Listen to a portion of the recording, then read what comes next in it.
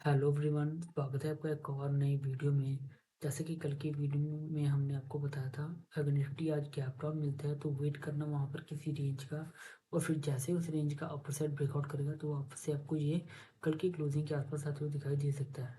तो निफ्टी ने आज क्या किया, गैप डाउन ओपनिंग दी और बिना कंसोलिडेट के ही ये अपसाइड रैली इसने सुबह सुबह में ही एक अपसाइड रैली दे दी।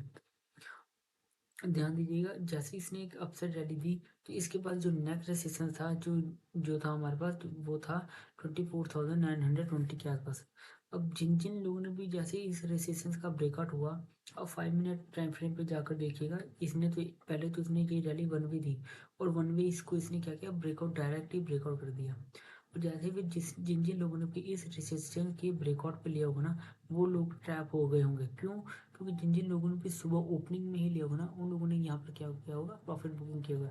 और उस प्रॉफिट बुकिंग की वजह से मार्केट ने थोड़ा सा करेक्शन लिया, जिस वजह से आपको इसमें एक सेलिंग आते हुए दिखाई दी।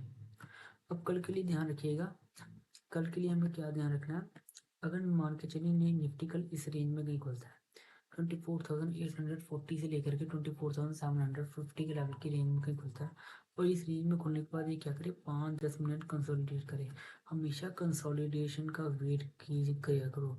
क्यों? क्योंकि जितने भी लोग सुबह, कुछ लोग तो होप ट्रेडर्स होते हैं, जैसे मार्केट ओपन होता है वो अपनी तरफ से कॉल साइड पुट साइड का एंट्री ले लेते हैं।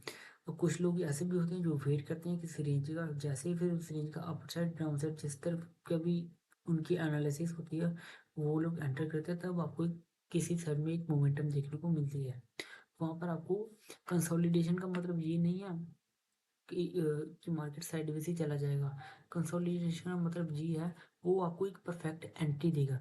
तभी हम आपको कहते हैं कि वेट किया करो किसी रेंज का। जैसे ही कल मान के चलिए, अब कल इस रेंज में खुलता है और खुलने के बाद 5-10 मिनट रुकता है, और जैसे ही फिर इस रेंज का लोअर लेवल आपको ब्रेक करते हुए दिखा देगा, तब आपको इसमें एक मोमेंटम देखने को मिलेगी, जो कि फिर इसके पास जो इसे लेकर जाएगी 24,690 और 24,640 के लेवल के आसपास।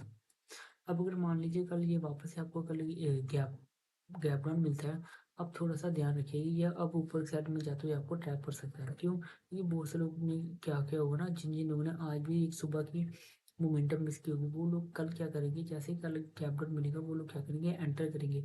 और वो ये सोच करके एंटर करेंगे कि मार्केट ने कल सुबह सुबह एक अपसाइड की मूवमेंट दी थी, वापस से आज भी एक अपसाइड मोमेंटम दे सकता है।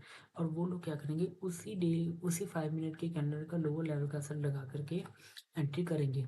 और फिर जैसे ही उस उस 5 मिनट के कैंडल का लो ब्रेक होगा ना, वो आपको उसमें सेलिंग आती हुई दिखाई देगी, जो कि फिर से लेकर जा सकती है 24,450 के लेवल के आसपास। अगर कल मान लीजिए इस रेंज में खुलने के बाद ऊपर की साइड में ब्रेकआउट करेगा, तो ये अब एक नो ट्रेडिंग जोन है। इस अगर अगर जोन में आप ट्रेड करेंगे तो ज़्यादातर चांसेस है कि आप ट्रैप हो।